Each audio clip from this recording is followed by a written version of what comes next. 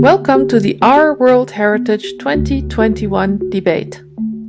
2021 debate is a year of events focused on protection, conservation, and management of World Heritage.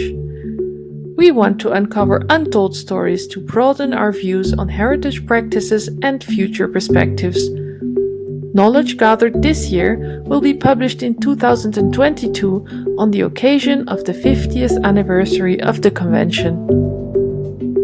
The Our World Heritage Initiative is created by individuals working on 100% voluntary capacity. We would like to point out that Our World Heritage provides an open dialogue platform that is based on voluntary work of session organizers and speakers. Our World Heritage welcomes diverse viewpoints in the spirit of collegial debate where mutual respect is afforded to all. Please note that the expressed views do not necessarily reflect the official position of Our World Heritage. We thank today's speakers for telling their stories, and we thank you, the listeners, for your kind interest and questions. If you want to remain up to date on our activities, you can follow our social media. We maintain channels in multiple languages to break through the language barriers and connect to local communities. You will find all links on our website, ourworldheritage.org. Thank you for being with us today, and we wish you a very fruitful event.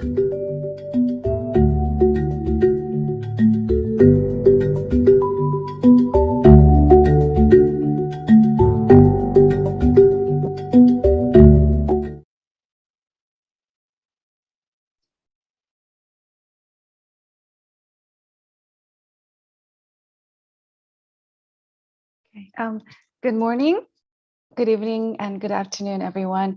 Welcome to the webinar on heritage sites with diverse, plural, or dissonant memories. This is Harry Shim from the Preparatory Office for WIPIC, the International Center for the Interpretation and Presentation of the World Heritage Sites under the auspices of UNESCO. I'm the co-organizer of this webinar with Jean-Louis Luxen. Before we start our webinar today, the convener of the Heritage Places and Memory Group of our World Heritage, Professor Jae-hyun Choi, is here to give us a special welcoming remarks. Thank you, Professor Choi. Thanks, Harry. Hello, everyone. Good morning, good afternoon, and good evening. This is a really small global village, isn't it? First, I'd like to welcome all of you joining today's session about the diverse, plural, and dissonant memories. My name is Jae-hyun Choi, convener of a memory team. Also, I am a professor of Konkuk University in Seoul. It is my honor to deliver congratulating remarks for this session. As you know, Heritage Place and Memory is a part of the 9th month of our World Heritage debate. I'd like to explain a background idea about our World Heritage Initiative. Our World Heritage Initiative came from the conscious 1972 World Heritage Convention in the framework of outstanding universal value discourse. It's not enough to pay attention to people with intangible dimension of memory and local values. Therefore, our World Heritage Initiative supports civil society's proactive role in implementing the World Heritage Convention and its spirit. Heritage sites have multiple meaning and sometimes dissonant memories and conflicting histories. Therefore, we may need careful approaches for multiple and plural interpretation plans based on the multiple memories of the site involving diverse stakeholders. New understanding of the pluralistic interpretation and presentation can promote human rights, supporting more inclusive and multiple perspectives. I strongly believe this session provides us to share crucial idea how to prevent heritage sites from conflicting interpretation, as well as to present best practices around multiple heritage interpretation about diverse, plural, and dissonant memory of the site. I'd like to say special thanks to all panelists here for being and sharing with us today, as well as for participants for this session. especially to John Rui, our coordinator, and VP and Miss Harry Shim for organizing this wonderful session. Thanks again. Harry, floor is yours now. Thank you, Jay. That was a very good introduction of OWH initiative, and also for very encouraging remarks for all of us.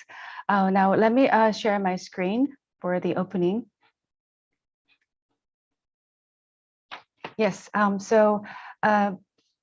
this is a session 4 webinar in Heritage Places and Memory, one of the 12 thematic groups in our World Heritage Initiative. OWH is an open initiative of concerned citizens and organizations from across the globe who thinks that World Heritage Convention, which is 50 years old next year, needs to adapt to this multidimensional world, and that civil society should play a bigger role in this process. So today we're going to talk about heritage with diverse, plural, or dissonant memories. I will briefly give you the organization of the webinar. First, I will be giving a short introduction of the webinar and the background for the call for good practices on which our webinar is based on. And Jean-Louis will presenting the analysis of the case studies. And then there's going to be a presentation of our 2 guest speakers, Neil Silberman and Ali Musaieh, on their thought of the cases and analysis. And speakers will be having a discussion, which will be lead to our conclusion. Okay. So let me briefly introduce our speakers. We have 2 guest speakers. First, Neil Silberman and Ali Musaieh. And we have 2 organizers, Jean-Louis Luxen, and along with Jean-Louis, I'm also the co-organizer of the webinar and the moderator of the webinar today. Okay, so today we're going to talk about heritage sites with diverse, plural, or dissonant memories. Our webinar today is based on the analysis of the 27 case studies that we received by the open call for good practices that we ran this summer, July and August. So why does it matter? As you know, dissonant heritage is increasing both inside and outside UNESCO World Heritage System. So our aim was to explore ways of peacefully consider such sensitive issues, try to bridge divides and deepen social cohesion. So these are some 27 cases that we received through our call from 20 countries around the world. There were some difficulties at first in collecting cases. Very often sites were in process of upgrading their presentation, and some did not know about our call. But Jean-Louis did a wonderful job all summer to encourage the sites to submit their interpretation, including specific description and issues that they are facing.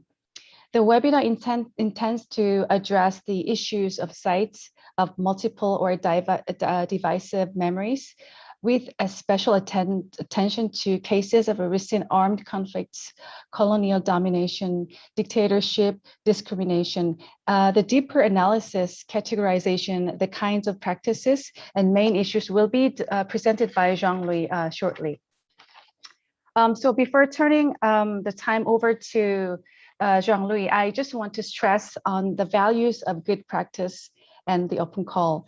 Good practice is supposed to establish the facts, to identify the responsibilities, and as much as possible to redress the damage and to bring about some form of reconciliation or at least cooperation in the management of the site. And I think good practices do come to life when it's discovered with its proper meaning and shared with others. Sharing these practices helps other sites find solutions that work.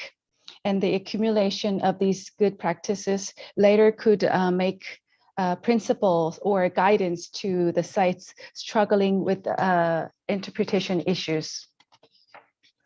So these are the main questions that we want to discuss today through the messages of our case studies. Okay, so my introduction is done here, and I will turn the time over to Jean-Louis. Are you ready, Jean-Louis? You're muted, Jean-Louis.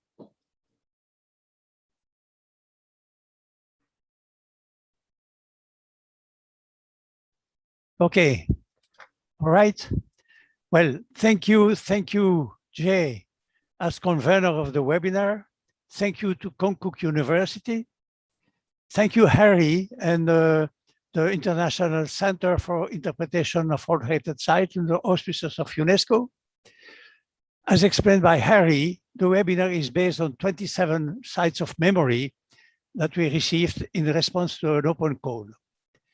I am not going to present each of them, but rather propose a global analysis of the cases and then invite our two discussants to give their comments. They also, of course, they have received the documentation first. We'll see the diversity of cases, the diversity of practice, and we try to identify three main issues. Next slide, please.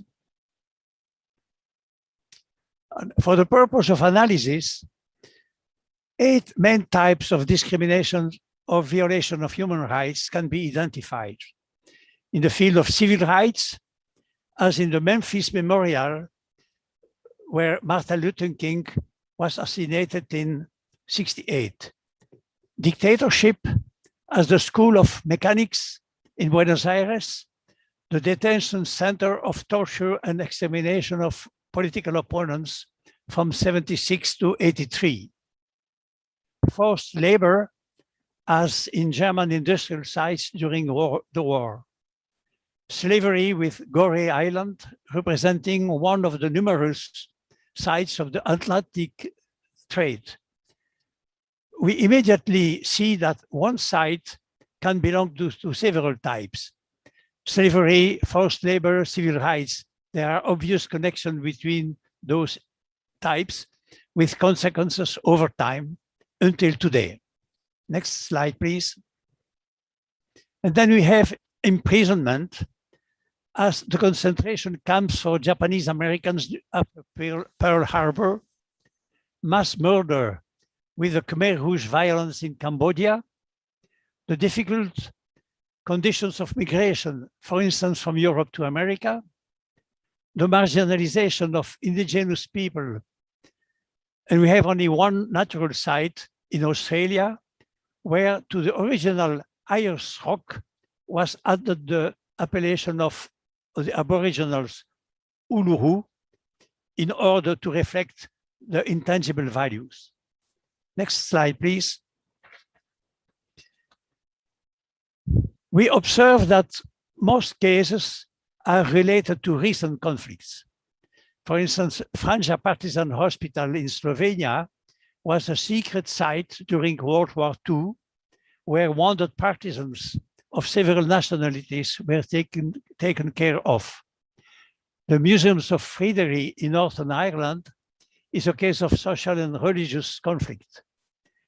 In Asia, we have the Biseok and Somak villages in Korea, a former cemetery and a former quarantine complex for cattle exports, used as transit camps for Koreans during World War II and as refugee camps during the Korean War. Most cases involve citizens of several nationalities. An emblematic example is Terezin Memorial in Czech Republic, a fortress turned into a Jewish ghetto and a transit station to death camps. But there are cases of mainly national importance. For instance, District 6 Museum in South Africa tells the story of a marginalized community of freed slaves and immigrants close to Cape Town. In 1966, more than 60,000 people, mostly Black South Africans, were forcibly displaced by the apartheid regime. We also have Eastern State Penitentiary in Philadelphia that has been a prison from 1840 to 1970, with harsh treatment of inmates and discriminations against African Americans. Next slide, please.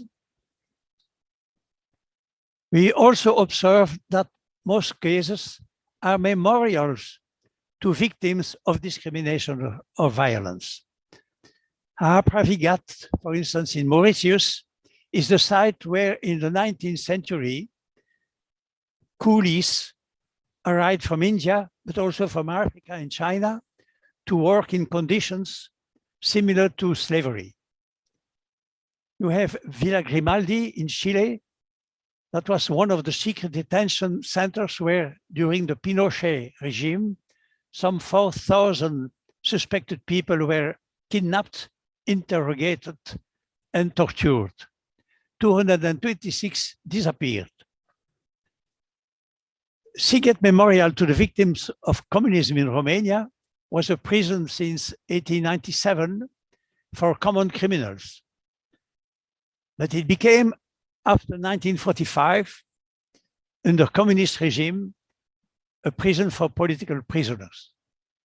Lambinowicz site in Poland covers several precincts occupied by prisoners of war of different nationalities during World War I and World War II, and also displaced people after the wars. Bangladesh Liberation War maintains the memory of the war for independence. We have to remark that some sites have a strong national affirmation, like the sites of Lambinowicz and the site of Bangladesh. Next slide, please. Now, still for the purpose of the analysis, we can examine the diversity of practice. All sites have active program covering history and archives. All have education program, especially for young people. A detailed study of the case could identify innovative methodologies and tools, especially new communication technology. Montesole in Italy develops a culture of peace and promotes European reconciliation. In the site where heavy fighting took place in 1944 between partisans and fascist and Nazi soldiers. Le Bois du Casier in Belgium documents the difficult working conditions in a mine, remembering a major catastrophe in 1956, where 262 miners from 20 different nationalities lost their life. Lincoln's cottage was the president's regular residence, where he drafted the Emancipation Proclamation. His legacy is cultivated, namely in relation with racism. Villa Grimaldi identifies the victims of dictatorship. In Cambodia, Youth for Peace is an active education center working with new generations for reconciliation. Valongo Wharf in Brazil has been added to the World Heritage List as recognition by the Brazilian state of African participation in the construction of Brazilian nation and identity. Next slide, please. A majority of sites are open to multiple voices, even remote voice, like the Theresin Memorial, for instance. We observe that the process of truth, justice, and reconciliations that was started in South Africa, we observe it only in few cases. What is interesting is the intervention of contemporary artists like Bois du Casier, Eastern State, Villa Grimaldi, where artists bring their sensitivity within the memorial site.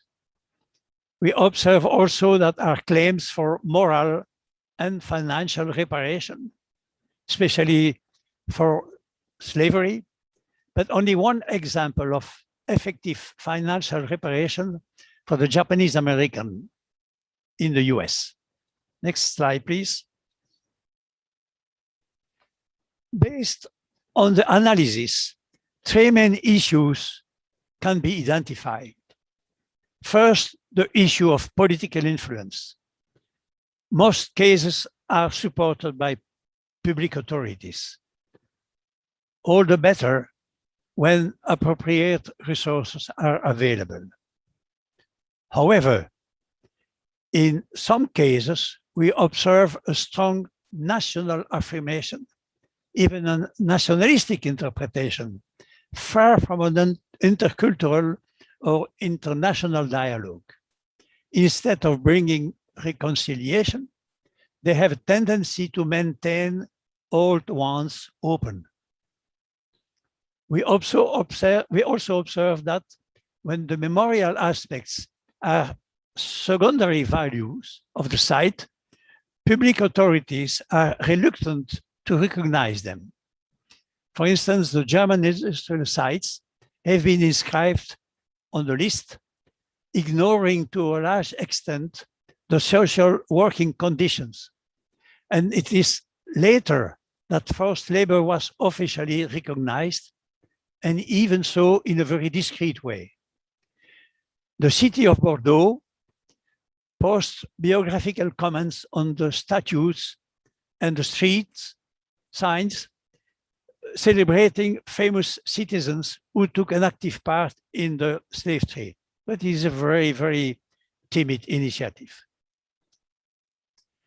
Even politics can completely jeopardize a memorial site. We have the case of Valongo Wharf that was inscribed in 2014, but the new government in Brazil not only neglected the site, but also banned any celebration of the site. So a change in government can negate the message of the heritage site, even if it is a World Heritage Site, which is a real challenge for the World Heritage Convention. So for this first point, the issue is how to involve non-state actors in the process of memorialization of the site.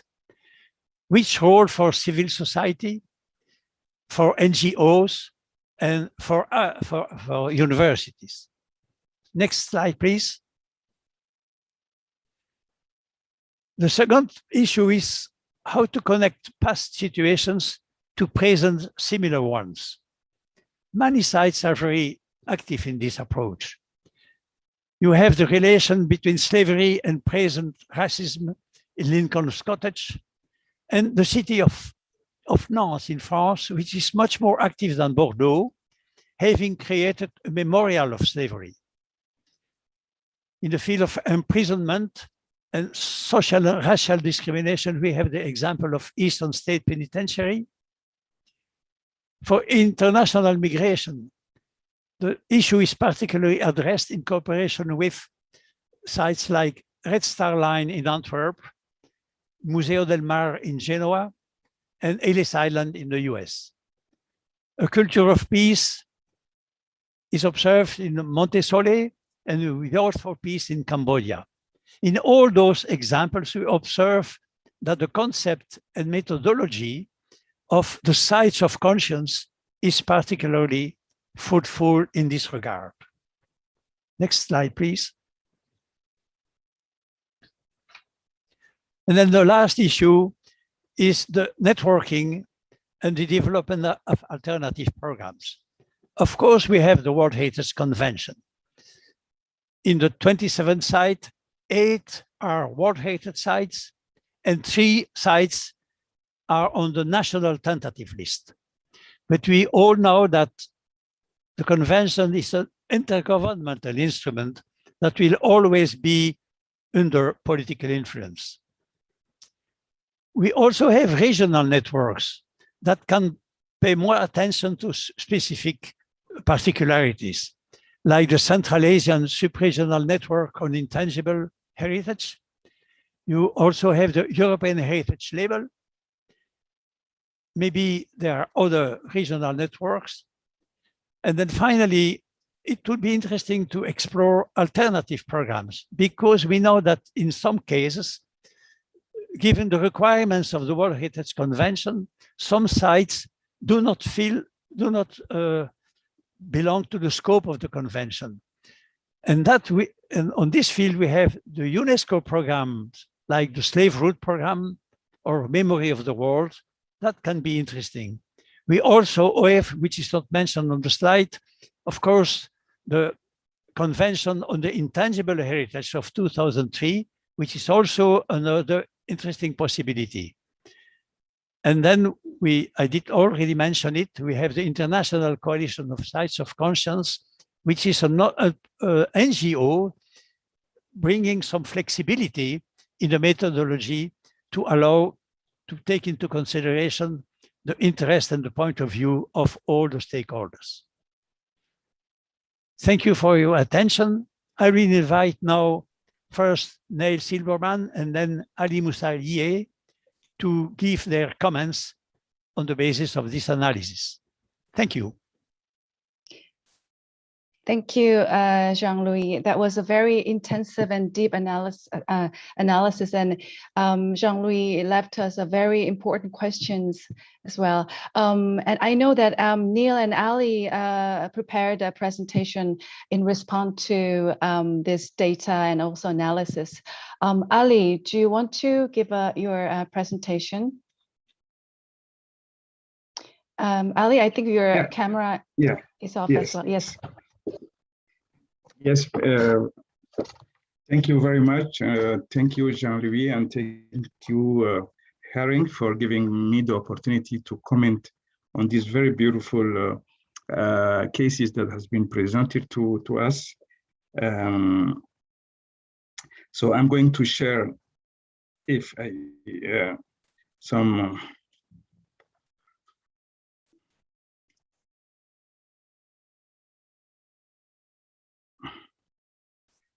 So,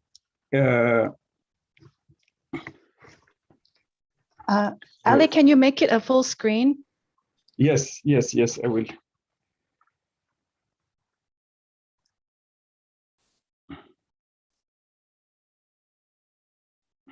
Yes. So, in addition to the pertinent analysis undertaken by Jean-Louis on the cases, I would like to make some general comment about other interesting aspects that are worth noting. The first one is the intergenerational dialogue around a memory involving former victims, prisoners, and new generation. This aspect is very clear at the Signet Memorial and Eastern State Penitentiary, where former prisoners are invited to tell their stories to young visitors. It is also a concern for District 6 Museum, which allows survivors of the government's displacement campaign to speak with visitors about the spots in the landscape where homes and businesses were destroyed. The second interesting aspect for me is the use of victims' representation, symbolic metaphor, and communities' belongings to illustrate tragic stories. And some sites have chosen to use very powerful image and symbol to provoke reflection on tragic events. And I liked very much the Sea of Shoes organized by the Museum of Free Derby to describe the terror provoked by the British repression. I liked also the reconstruction of Rose Garden at the Villa Gramdi to remember the smell of roses smelled by the victims of torture, which is also used as a healing place for their families. And finally, I liked the use of personal belongings as artifacts to testify the people's lives by the District 6 Museum and the Red Sea Line Museum. The third aspect is the consultation and involvement of civil society in the content development and or in the management. It appeared that most of the sites presented here are the result of a strong mobilization of an initiative from the Civil Society Association. And this is the case for Nantes, for District 6, for Villa Grimaldi, ESMA Museum, Liberation War Museum, and Free Derby Museum. And I think these sites have put in place various processes of collaboration with communities, such as consultation for the development of content, involvement in the delivery of program, and even participation in the management of the site. The fourth aspect for me is the integration of indigenous names and narratives in the core presentation of site. You know, in countries with a colonial heritage, the idea of renaming sites in order to recognize the indigenous identity is very important. It challenged the narratives about the European discoveries of land inhabited by people that continue to distort history in many parts of the world. So the Uluru Ayers Rocks site is an example of this effort to integrate the indigenous names and narratives into the presentation of sites. The fifth one is the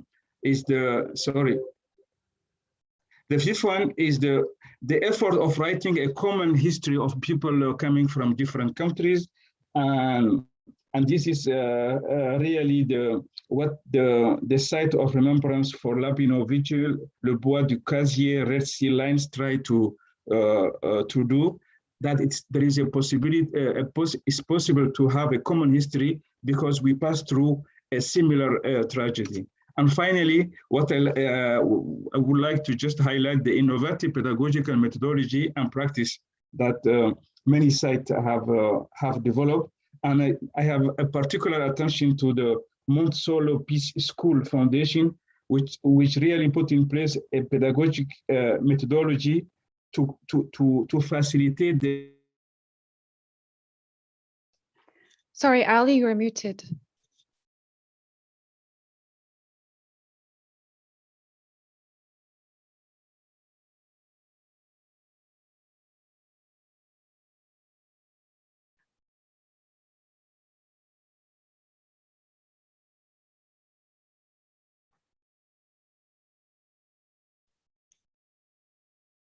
Ali, you are muted.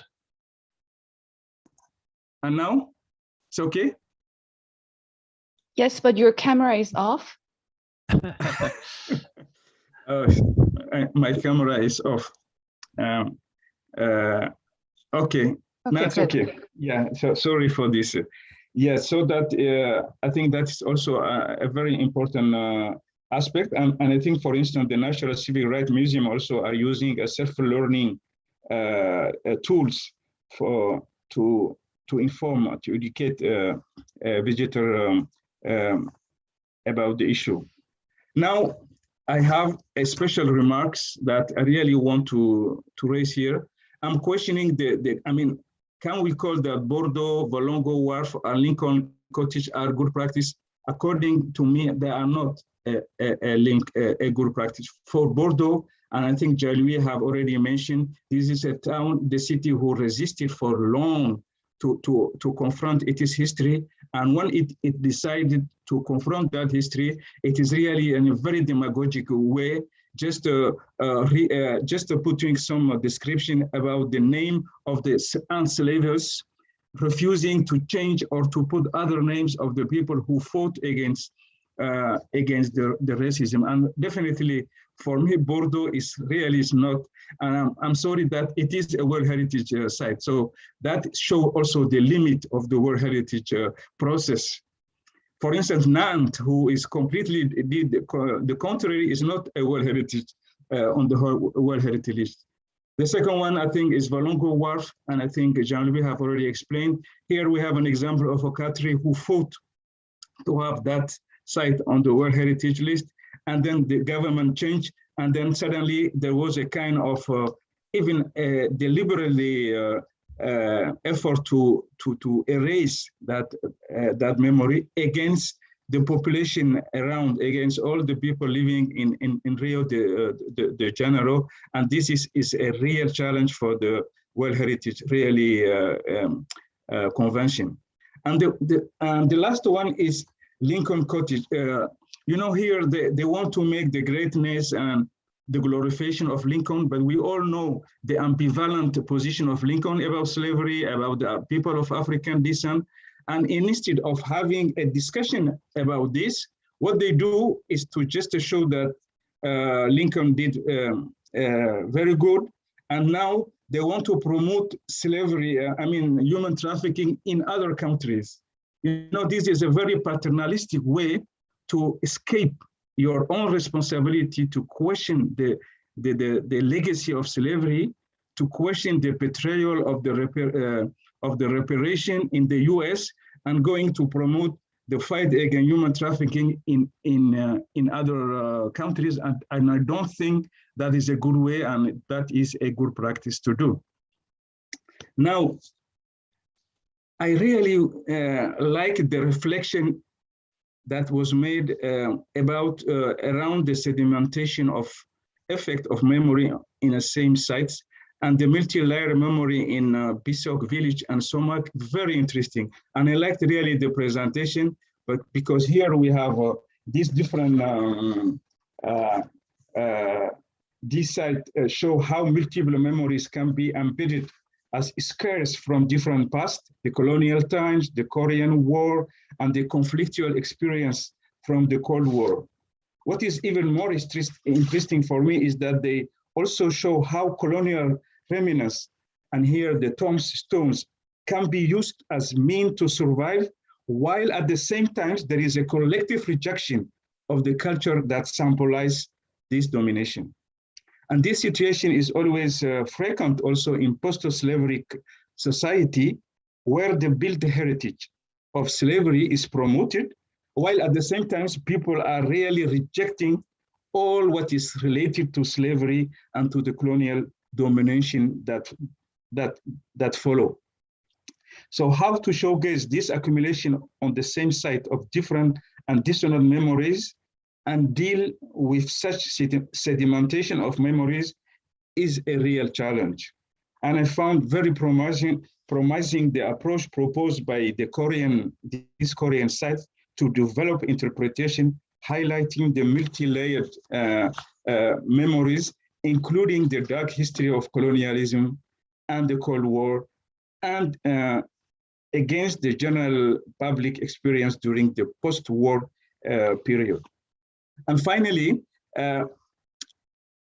the Korean demilitarized zone, it's a really interesting case because it shows how conflictual narratives can continue to be perpetuated through heritage site.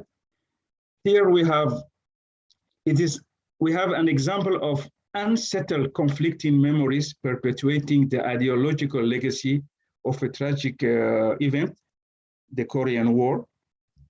If the demilitarized zone became surprisingly a place of renaissance for nature and ecology, it remained a site of perpetuating opposed ideological system. And if I understood, both North and South Korean government continue to oppose their political models through the organization of state-controlled village aimed to promote the value of their model. So for me, instead of fostering a dialogue, this site perpetuate what I can call a dialogue of the death between the two countries. So that is, for me, the general comment and the special remark that I wanted to make about this, the analysis, on the basis of the analysis of Jean-Louis. Thank you very much for your attention.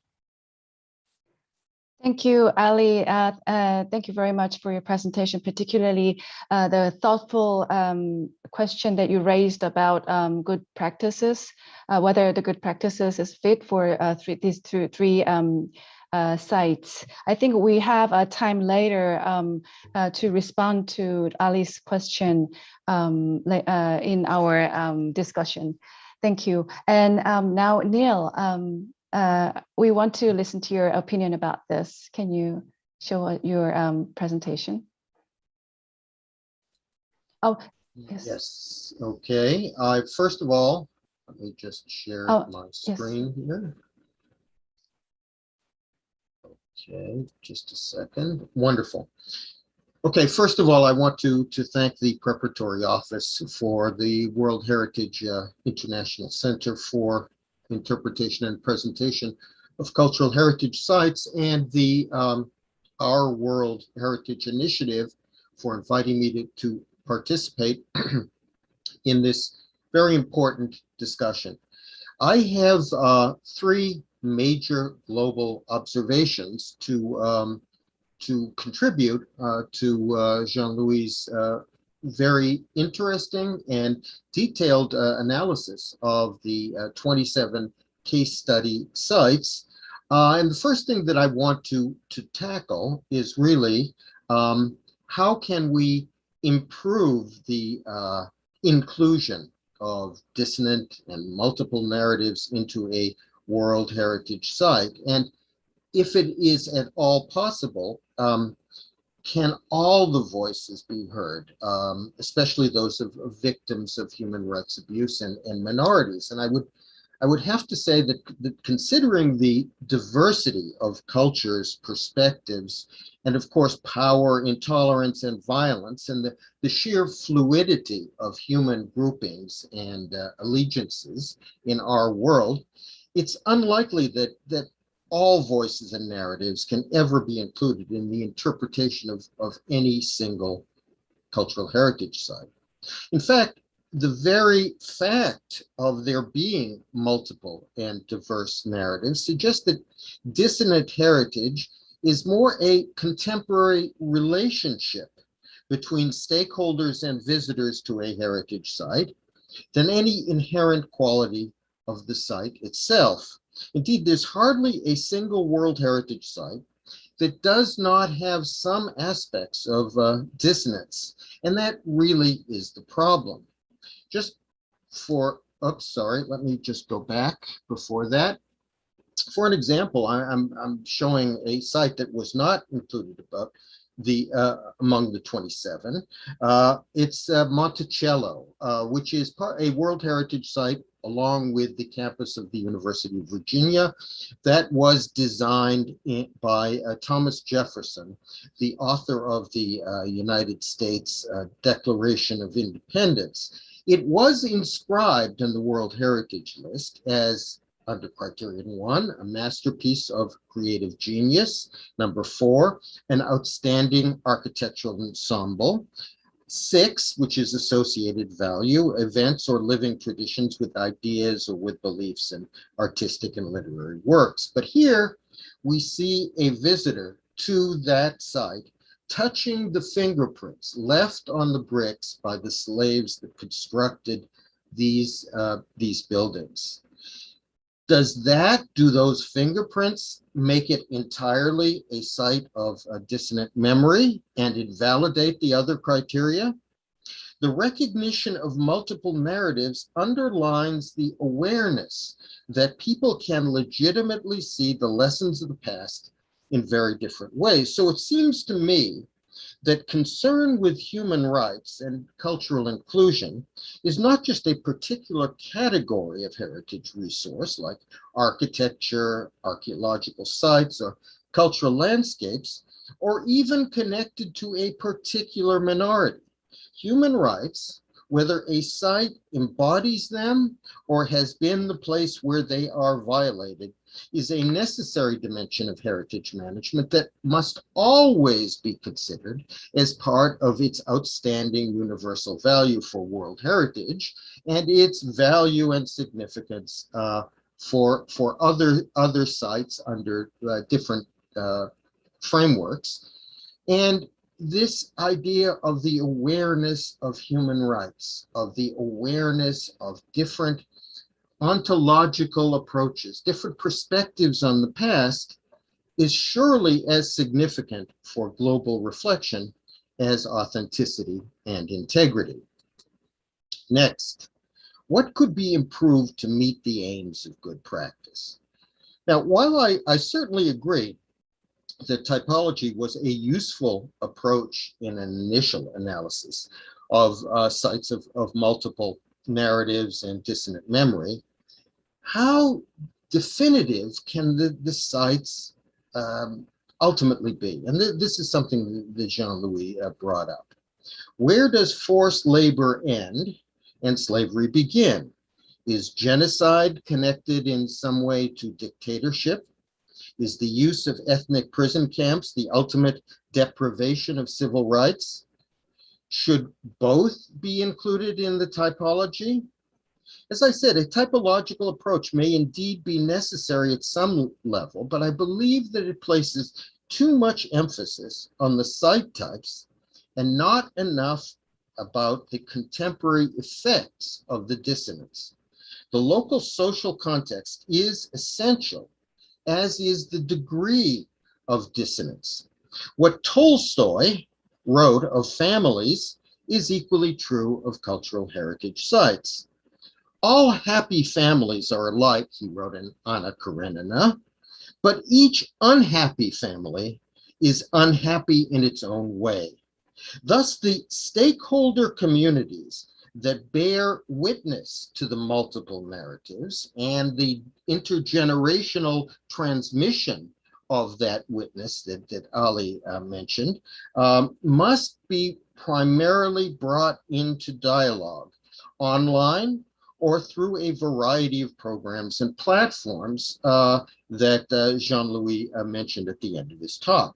Without this centrality of ongoing contemporary dialogue in its many forms, the typologically identified sites of dissonant memory will be in danger of being eliminated by change of government or just becoming spooky attractions of the increasingly popular dark heritage. Now, finally, what positive lessons can be drawn from the cases that we've seen and the others that apply? I want to repeat that I don't believe that dissonant memory or multiple narratives is a category. It's not a subset of World Heritage, but it's a transcendent contemporary concern. To single out certain sites makes no sense, as seen in the case of Monticello and many of the examples that were brought out, that were mentioned by Ali and analyzed by Jean-Louis.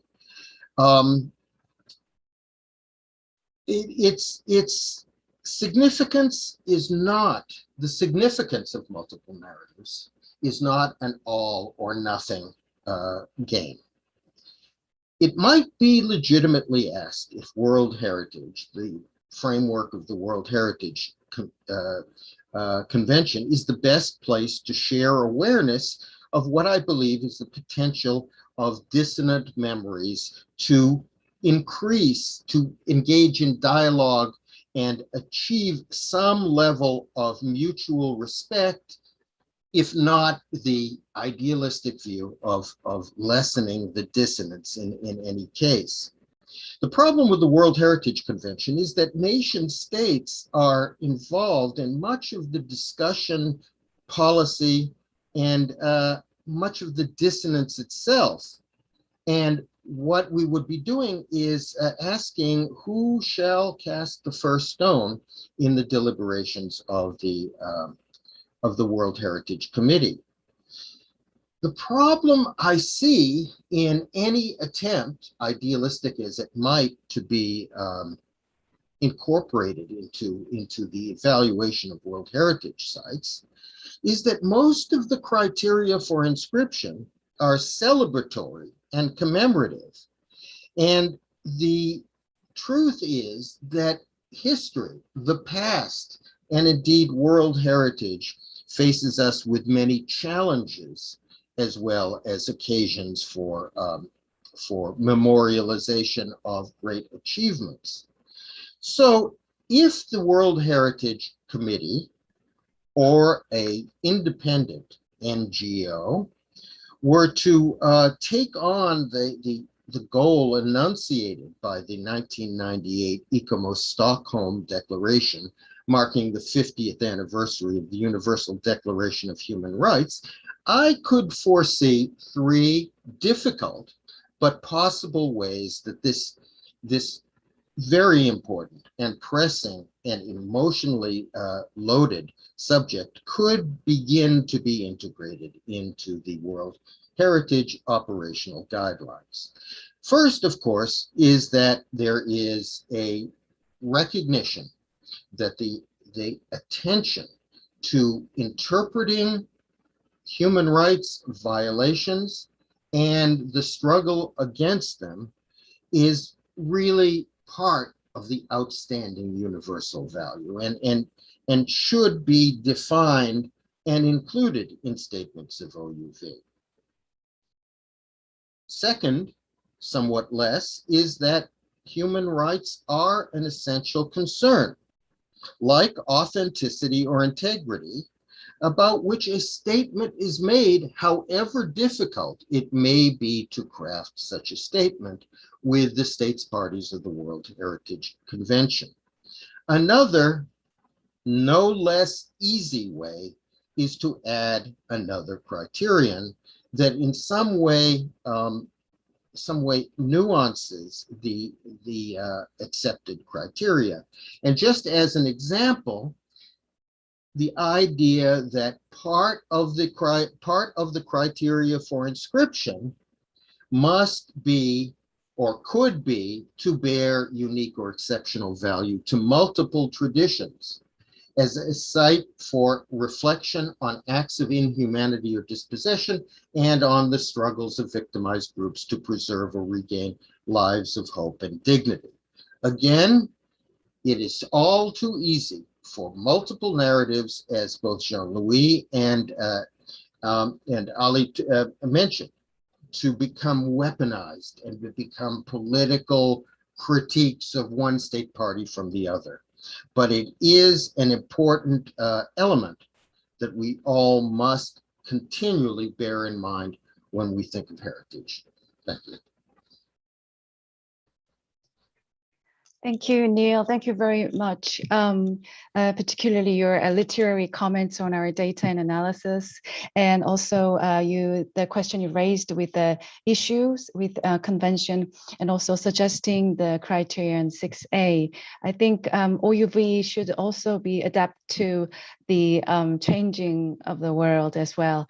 So now, before we go into the discussion, I think I would like to, I think I need to address the comments by Elizabeth Silks, the Executive Director of International Coalition of Sites of Conscience, and also the member of OWH as well. In regard to the Lincoln's Cottage, the Lincoln's Cottage hosts extensive, in-depth public dialogues around President Lincoln's personal history with slavery and how we should consider the full story of him and slavery then and now. They are, in fact, very open to exploring all sides of President Lincoln and work internationally to counter the single narrative of him. Yes, thank you very much, Lise. And also Jihan also left the relevant webinar links as well. Please refer to the chat box. Okay, thank you very much. Now we will be having a discussion. As collecting and analyzing these 27 case studies with all around the world, we have all come to the question of voices of marginalized. So our first question would be, how did you think the marginalized or victims have been represented so far in the heritages, and how can they be better represented in and associated with the dissonant heritage sites? So probably who would want to go first? Neil, Ali? Okay, Ali, okay.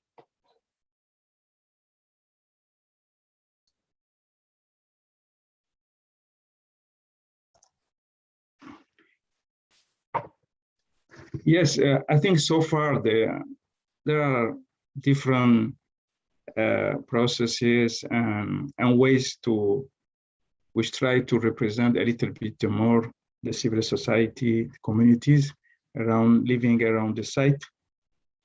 But I think we have also to draw the lessons from the wrong way of doing the things that we have experienced and witnesses in different places. For instance, this idea of the top-down approach in dealing with civil society should be really changed. Even when authorities want to integrate, they go in a very top-down way, and I think that is a real problem. We have also to avoid this formal and ceremonial representation of the communities only at the openings and the official events. That's a way that some sites try to find to associate. The poor consultation of the communities, which doesn't allow any free expression and any deep discussion on the issue. That is, I think, something that needs to be avoided, and that is used so far. And the selection of the civil society association, mainly we choose those that are clients to the authorities concerned. And I think this is also a bad experience to avoid, and the lesson to be drawn from that will bring us to really put in place a methodology, a really clear methodology that make a lot of steps mandatory to those interested to represent the communities. For instance, we should make make the consultation with concerned communities mandatory in the planning and in the management of sites. Regular consultation of communities should be organized, especially before engaging into new activities. Represent also as much as possible, and Neil have mentioned, the plurality of views from the civil society, because civil society is not only one voice. There are multiple voices, dissonant voice as well. And we should, in a certain way, also represent that plurality of views from the concerned communities. I think we should, of course, include the representative of communities in the management boards and in the evaluation teams of the sites. It's important that they also part of the evaluation. And of course, we always talk about creating income-generating activities for the local communities around the sites. I think that is always said. And for instance, for tourism guide, the guide as a training, as guide, and I think there is some innovation to do in the income-generating activities, and avoiding a kind of paternalistic approach of that income-generating activities. That's for more or less some of my suggestions to really improve the participation and association of communities, local communities to those sites. Thank you. Okay, thank you. Thank you. I think your recommendations could be a good reference when we are making guidance or principles or policy for the heritage interpretation. And Neil? Yes, I certainly agree with Ali to the extent that, as I mentioned, that dialogue is everything. I'm a little bit wary of imposing mandatory elements, in the sense that that is top down by its nature, and can be somewhat paternalistic. But really, the fact is that we must think of dissonance as really a theme and a way of looking at the world, because the elephant in the room, as we say, is that many places, as Ali mentioned and as Jean-Louis mentioned, are still not learning the lessons of the past and violating human rights in various ways. So it's more a question of the awareness in every element of heritage of human rights than it is ensuring the participation. Because as I mentioned, in our world of social media and global communications, groups are founded and dissolve and change. And there is, even among groups that express alternative narratives, dissonant individuals within those groups. And one can never get the handle on every single opinion. What is important is that the dialogue that will lead to at least transcultural communication, if not the solution of these long, bitter historical problems, is really the key to the activity. Thank you, Neil. Yes, dialogue is everything. And Jean-Louis, you raised your hand, right? Yes. I agree. I am connected. I Yes. agree that dialogue is essential. Let's start by a dialogue between heritage sites with intangible values connected to human rights abuse and so on. I think it's very important to allow them to be in a networking system so that they can exchange experience and ideas. That was one of the points that I wanted to make. Now, when I observe the 27 proposals that we have received, I observe that the majority of them are addressing the victims. The problem arises especially when the memorial aspect is secondary to the main value. I did the example of the German industrial sites. They were inscribed as industrial sites, but it took some time. Even if the German government was quite open to dialogue, it took some time for them to recognize the working conditions and the forced labor.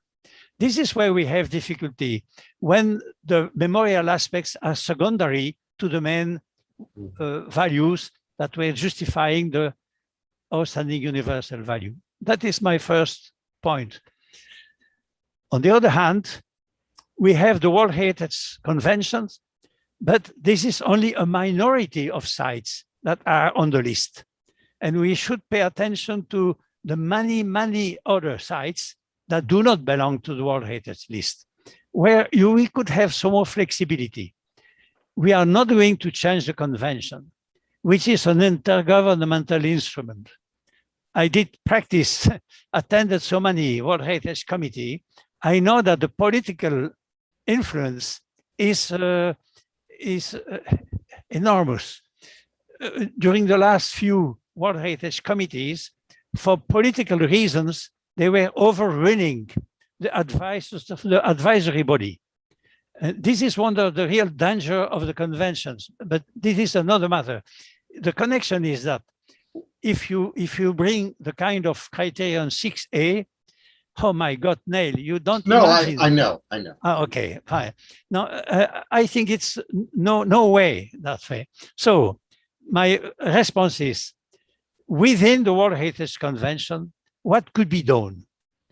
I really believe that in the operational guidelines, it is already asked for a nomination to involve as many people as possible and to not only to have top-down, but to as much as possible to listen to the people who are living in the place, who have experience of the site, not only in the country, but also beyond the borders. This is already in the operational guidelines. We should just ask to apply them. And then, this is the other point, we must recognize there is a limitation to what could be done within the convention and try to develop alternative programs. We have I think what has been done for the slave routes at UNESCO is fantastic. They even have a management handbook. They are very practical. And at the same time, there is a kind of philosophy being developed. You could not do that within the World Heritage Convention, but you can do that within UNESCO. The same for the memory of the world. This is important. But outside an intergovernmental framework, there is much more flexibility. I believe that even in the regional networks, we have more flexibility. But we always refer to the coalition of sites of conscience.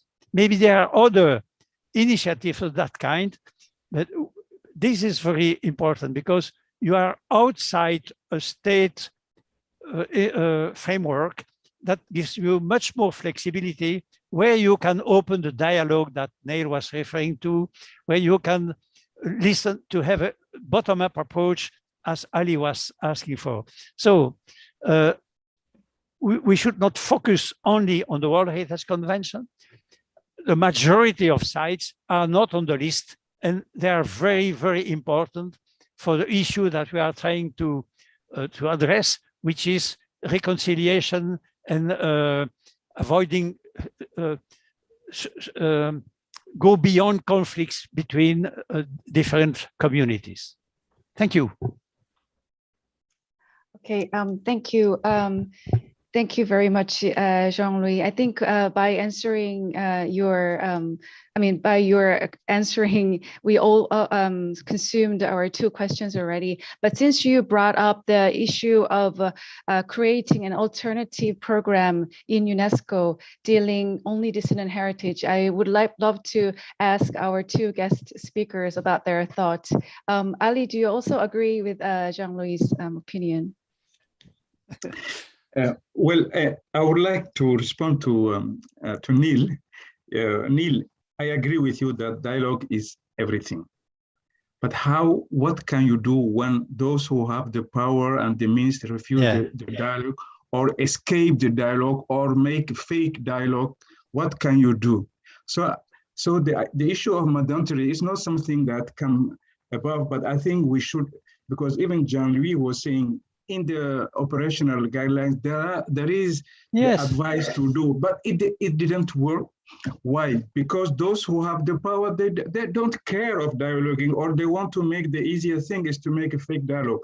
So I think that's why I think a methodology that obliges them to do that as that's what I mean by mandatory. It's important because when people are used to dialogue, then we can take that off. You know, that is the same that the fight against racism. You can do all the breach you can about the fight against racism, but if someone, when he will going to hire someone, he didn't take into account the it didn't work. That's why this idea of having some of quota or affirmative action came in, and that a lot of people are contesting in the US. So I think mandatory, in a certain way, it is very important. Now, coming to the question raised by Harry about, yes, I think definitely we should develop other form and other modality of recognizing the importance of some sites, especially those sites with a dissonant aspect. And because the World Heritage, you know, it's state-driven. And we all know that the government are not comfortable about with the dissonant memories, because that challenge their monological narratives about national identity and nationhood.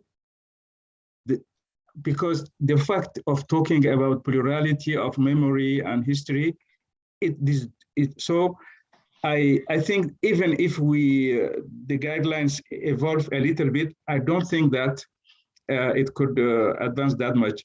And your beautiful suggestion, Neil, about this additional criteria, it's beautiful criteria.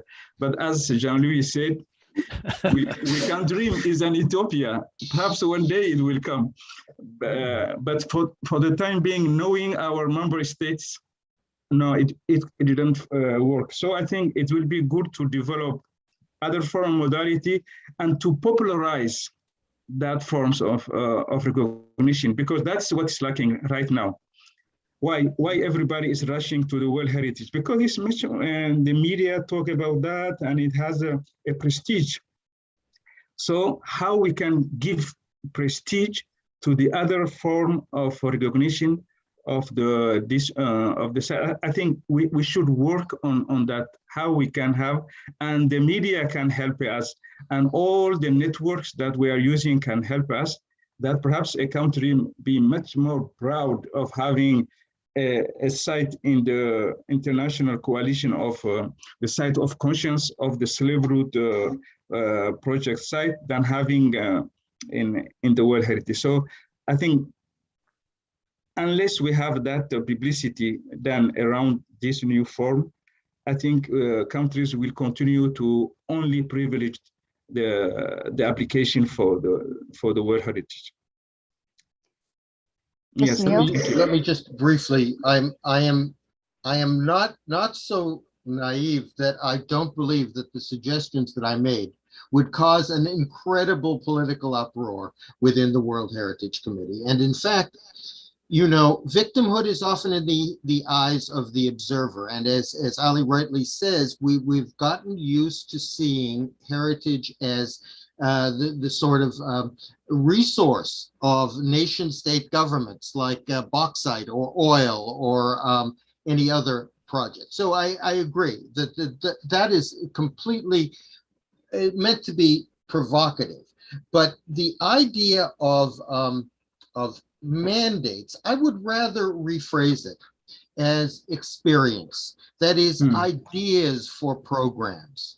Now, we know that this guy, from my personal experience in dealing with Israeli-Palestinian issues of multiple narratives, that these can go in very bad directions very quickly with dialogue. And there needs to be some roadmap of how people go about this so as not to get people really locked into their positions and the dialogue becomes shouting at one at the other.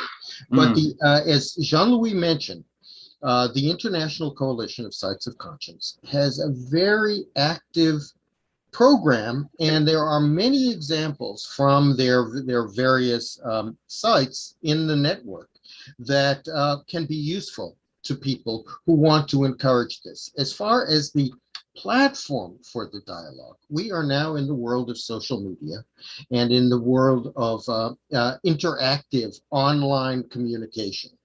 And certainly the necessities for participatory engagement in heritage are all there if they are, accompanied by ideas and practical ways of how dialogue happens, what to watch for when the dialogue goes off the track. So basically, I agree with everyone that there is no way that the operational guidelines or the definition of outstanding universal value or the criteria have any chance whatsoever of even reaching a uniform definition.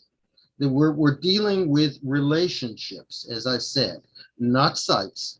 So the other things that are very easy for typology, like uses of structures and so forth, and artistic periods and so forth, are much easier than to get at the heart of what is the dissonance in our world. And the object of all this activity has got to be in some way to contribute to at least nonviolence. As far as the network, obviously the World Heritage International Center for Interpretation and Presentation would be an ideal platform to begin to explore the anatomy of dissonance, how people react to the dissonance, and how to get people involved. And this is obviously an important, a crucial, and a long-range objective for the International Center.